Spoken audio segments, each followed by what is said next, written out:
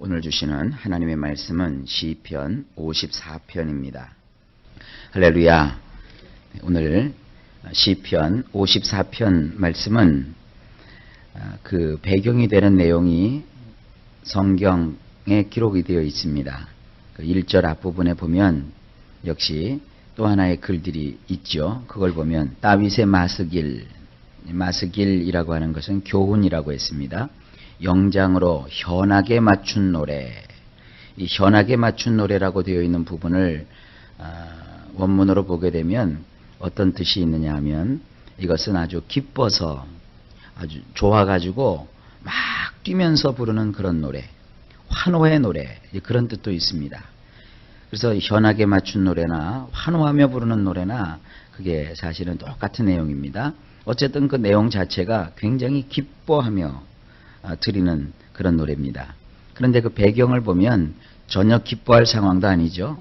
10인이 그랬어요. 이 10인이라고 하는 것은 10이라고 하는 어떠한 그 부족의 이름입니다. 원문으로 하면 10이 아니라 GP라고 하는데요. 이 GP족, 10인이라고 하는 그 GP족에 속해 있는 그 사람들이 사울에게 이르러 말하기를 다윗이 우리 곳에 숨지 아니하였나이까 하던 때에 사울이 다윗을 추격하며 그를 아주 못살게 굴었던 그런 시절이 있었습니다. 사울이 왕인데 왕이 다윗을 추격하여서 그를 잡아 죽이려고 했던 그런 시절에 다윗은 사울 왕과 부닥치지 않으려고 계속 도피하고 다녔습니다. 도피했는데 이 10이라고 하는 족속이 살고 있는 그 땅으로 들어갔습니다. 그 땅은 황무지가 많고 또 숨을 수 있는 은닉처가 많이 있는 땅이었습니다. 그리고 다윗은 이 10사람들과는 별로 관계도 없었어요. 그들은 낯설은 자들이었습니다. 그런데도 어떻게 이 다윗을 알고 10사람들이 다윗을 찾고 있는 사울에게 이 다윗을 내주려고 아주 애쓰고 힘썼던 것을 볼 수 있습니다.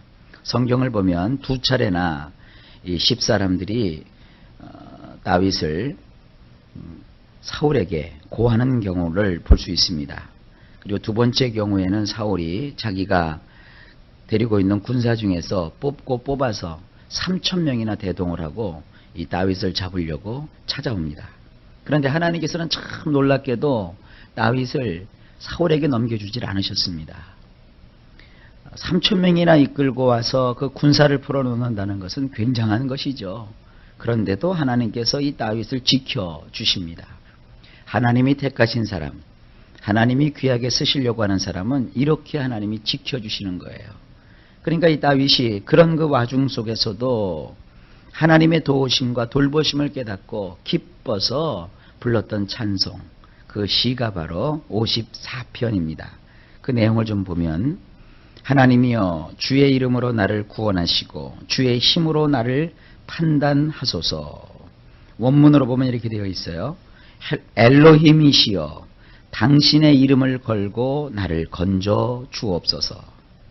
하나님의 이름 가운데 무엇이 있느냐면 나를 건지시는 자, 또 나의 안내자, 나로 하여금 승리하게 하시는 분, 나의 의가 되시는 하나님, 이런 이름들이 있어요. 그런 이름에 걸맞게 하나님 나를 건져 주시옵소서. 하나님은요, 우리가 건져달라고 요청하시면 반드시 건져 주십니다. 그래서 아주 어려움 속에 있지만 그 속에서도 우리는 하나님께 노래를 부를 수 있어요. 하나님을 찬송할 수 있어요. 이것이 바로 우리 그리스도인들의 삶의 모습입니다. 그리고 당신의 강력한 힘으로 나를 옳다고 판결해 주소서. 하나님은 힘이 넘치시는 분이세요. 근데 그 강력한 힘으로 나의 편이 되어 주셔서 내가 옳다는 것을 하나님이 인정해 주세요. 내가 옳다고, 내가 옳았다고 하나님께서 나의 팔을 들어서 승리를 선언해 주세요. 그런 얘기입니다. 하나님은요, 힘세다고 그 사람을 가까이 하시고 또 재능이 많다고 그 사람을 귀히 여기시는 것이 아닙니다. 하나님 편에 서서 하나님을 의지하는 자를 하나님이 의롭다고 여겨주시고 그와 함께 하셔서 그의 인생을 도와주시는 것입니다. 세상 사람들은 기회를 보고 또 자기가 어떻게 하면 이렇게 살아갈까? 어떻게 하면 내가 여기서 건짐을 받을까? 그렇게 노심초사를 하지만 하나님의 사람들은 그런 식으로 삶의 방법과 또 삶의 문제를 해결하지 않습니다. 하나님께로 나오는 거예요. 하나님께 나와서 자기의 허물을 내려놓고 하나님의 은혜를 구하며 하나님의 그 강력한 힘을 의지하는 거예요. 그러면 하나님은 그렇게 하나님을 의지하고 하나님을 찾는 자와 함께 하셔서 놀라운 은혜와 구원을 베풀어 주시는 것입니다. 그래서 2절에 이렇게 말하고 있어요. 하나님이여 내 기도를 들으시며 내 입의 말에 귀를 기울이소서. 원문으로 보면 엘로힘이시여 들어주소서. 내가 드리는 기도를 귀를 기울여 들어주소서. 내 입으로 하는 말들을. 얼마나 감사합니까? 우리의 기도를 들어주시는 하나님. 내 입을 열어서 하나님 앞에 말을 하면 그 말소리를 하나님이 귀를 기울여서 가만히 들으신다는 거예요. 우리는 아이들과도 함께 살잖아요. 근데 때로 어른들이기 때문에 아이들이 하는 그 말을 귀담아 들으려고 하질 않습니다. 아이들이 하는 이야기에 자기가 귀를 기울이려고 하지 않습니다. 이건 어른들의 착각이죠. 그러나 하나님은 우리와 같지 않으십니다. 우리의 작은 신음소리도 외면하지 않습니다. 우리의 자그마한 속삭임도 하나님은 귀 기울여 들으십니다. 이런 놀라우신 하나님이십니다. 그 다음에 3절에 보니까 외인이 일어나 나를 치며 강포한 자가 내 생명을 수색하며 하나님을 자기 앞에 두지 아니하였음이니이다. 원문으로 보면 이렇게 되어 있어요. 왜냐 하면 낯선 자들이 일어나서 나를 대적하기 때문입니다. 10사람들은 다윗에게 있어서는 참 낯선 사람들이거든요. 남을 해치는 자들이 치밀하게 나를 찾고 있나이다. 이 나라고 하는 것은 자기의 네페시를 뜻해요. 남을 해하는 자들이 치밀하게 찾고 있나이다. 나의 네페시를 말입니다. 그들은 엘로힘을 자기들 앞에 모시고 있지 아니하나이다.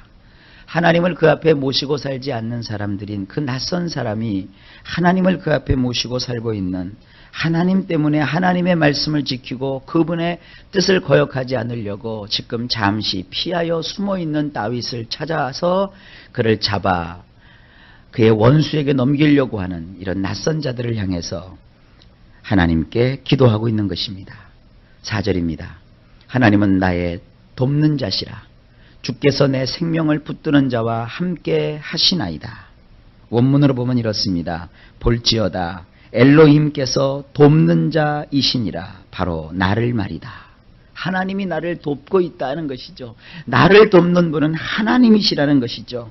주님은 나의 네페시를 지지하는 자들과 함께 계시는도다.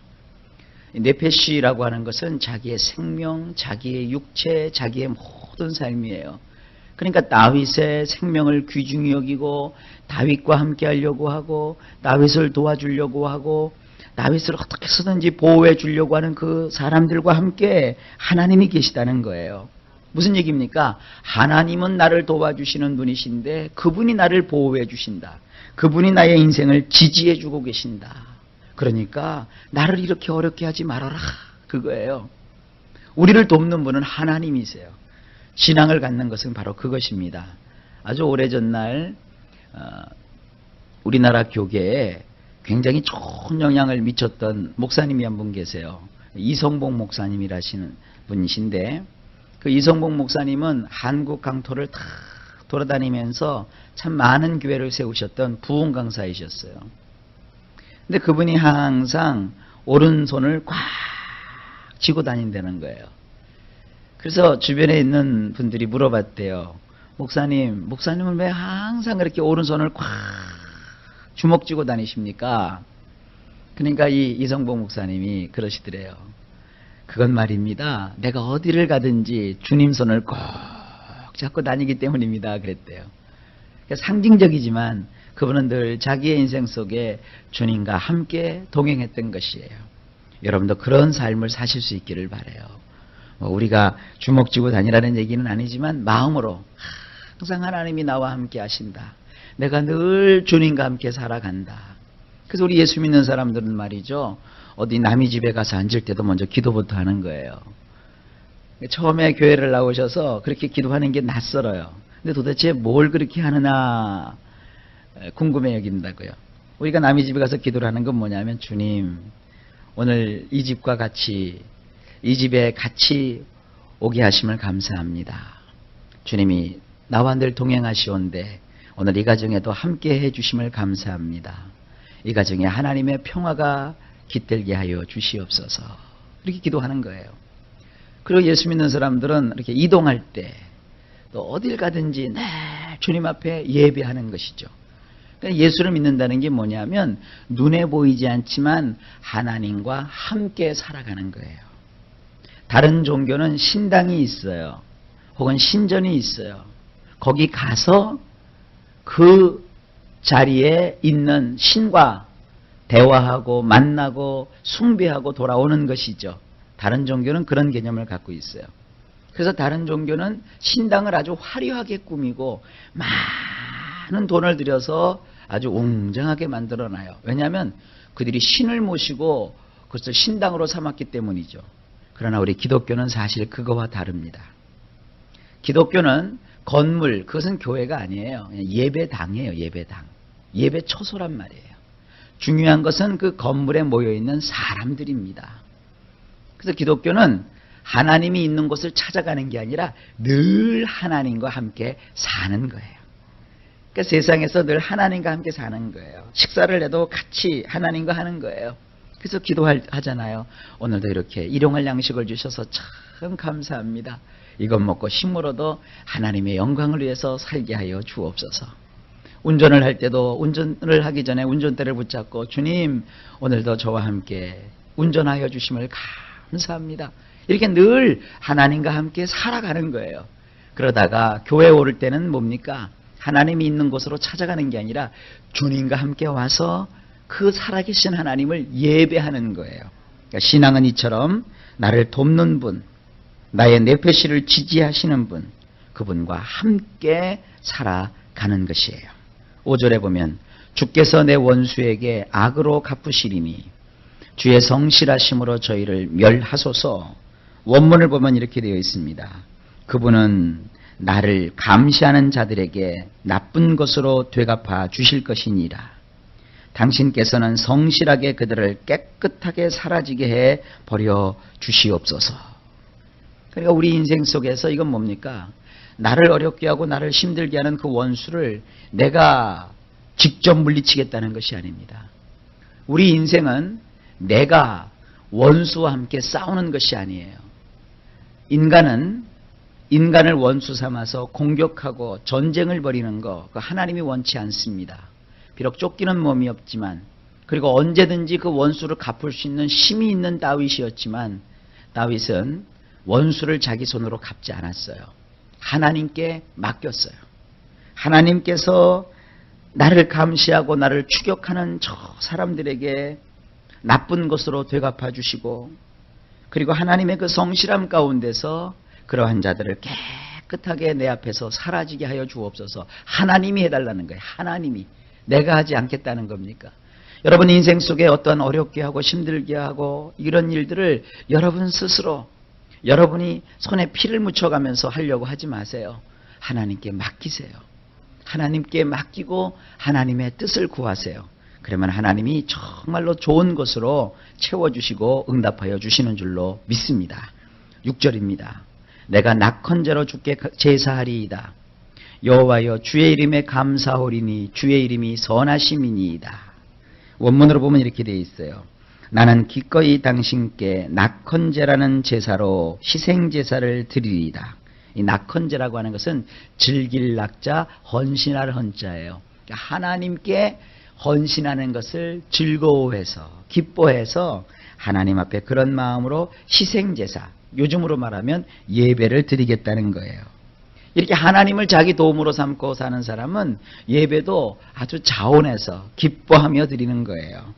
나는 당신의 이름을 찬양하리이다. 여호와, 그분은 좋은 분이시기 때문이니이다. 우리 하나님은 참 좋으신 하나님이세요. 하나님은 좋으시기 때문에 저나 여러분들에게 항상 좋은 것으로 넘치도록 채워 주실 것입니다. 하나님을 기대하십시오. 그러면 하나님께서는 위로부터 참 좋은 것을 이루 형용할 수 없는, 말로 표현할 수 없는 좋은 것들을 주어서 우리의 인생으로 윤택하게 하시고 아름답게 하시고 행복하게 해주시는 줄로 믿습니다. 하나님을 믿는 사람은 행복해요. 하나님이 그 행복을 우리에게 주시기 때문입니다. 7절입니다. 대저 주께서 모든 환난에서 나를 건지시고, 그렇죠? 내 원수가 보응받는 것을 나로 목독해 하셨나이다. 그 원문으로 보면 그 보응받는 것이라는 말이 없어요. 그래서 원문으로 해석하면 이렇습니다. 참으로 그분은 나를 모든 환난에서 건져내는 분이시며 나의 원수들에 대하여 내가 눈으로 보게 하시나이다. 오히려 이것이 더 강력한 것 같아요. 하나님은 정말 나를 환난에서 건져내시는 분이에요. 어려움에서 나를 구해주시는 분이에요. 그리고 나의 원수들에 대해서 내가 눈으로 보게 한다는 거예요. 내가 원수를 이렇게 눈으로 볼 수 있다는 거예요. 생각을 해보세요. 원수와 내가 이렇게 눈을 마주칠 수 없잖아요. 눈을 마주치면 나는 그 사람이 원수지만 그렇게 될 경우 그 사람도 나를 원수로 삼고 있잖아요. 그러면 서로 충돌이 되는데 그 사람은 나를 못 봐요. 원수는 자기가 당한 일 처리하느라고 정신이 없어요. 근데 하나님은 나에게 여유를 주시는 거예요. 그래서 그 원수가 어떻게 되는 것을 나의 눈으로 보게 하신다는 거예요. 참 놀라운 승리죠. 이렇습니다. 이것이 신앙입니다. 아무리 어렵고 힘든 일이 우리에게 있다 할지라도, 그리고 나하고는 전혀 상관이 없는 낯선 자가 나를 막 궁지에 몰아놓고 나를 어렵게 하고 나를 힘든게 할지라도 나는 그것 때문에 왜 내 인생은 이런가? 왜 내 인생은 이렇게 참 재수없는 일이 생기는 것일까? 왜 나는 저렇게 사람들에게 당하고만 있을까? 그게 아니에요. 그럴 때 하나님께 오히려 의지하고 하나님을 도움으로 삼으면 결국은 하나님은 나에게 기쁨을 주시는 거예요. 나로 하여금 참 승리를 주시는 거예요. 원수가 내 앞에서 사라지고 원수가 내 앞에서 이제 고개를 들지 못하게 하시는 이런 인생으로 삼아 주시는 겁니다. 이런 하나님을 믿으세요. 그리고 오늘도 하나님을 의지하세요. 하나님은 우리의 도움이 되십니다. 하루 종일 이러한 주님의 도우심과 축복이 넘치시기를 예수님의 이름으로 간절히 축복합니다.